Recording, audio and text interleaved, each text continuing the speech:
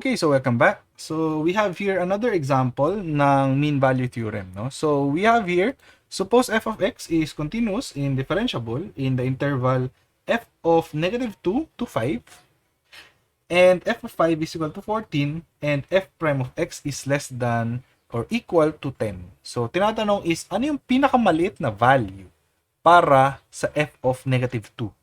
No? So, alam natin na mean value theorem to kasi binigyan tayo ng f of x that is continuous and differentiable at an interval. Then, binigyan tayo ng f prime of x. No? So, paano natin alam na hindi to Rolle's theorem? No? Ang Rolle's theorem, kailangan yung endpoints ay equal to 0. Pero in this case, f of 5 daw is equal to 14.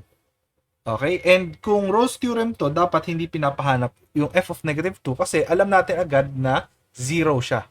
Okay? So, let's do that, no? So, sinabi sa atin, mean value theorem, na-satisfy na natin yung condition na f of x is continuous and differentiable since sinabi yun sa ating question, no? So, ngayon, hinahanap na lang natin is f prime of x should be less than or equal to 10, and ang f prime of x natin ay dapat equal to f of b minus f of a all over b minus a.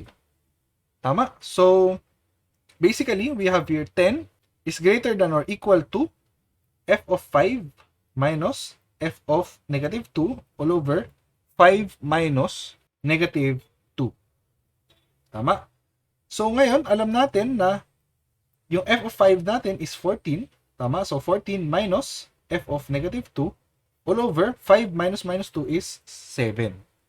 Okay? So, let's just multiply 7 both sides. So, this would become 70 is greater than or equal to 14 minus f of -2.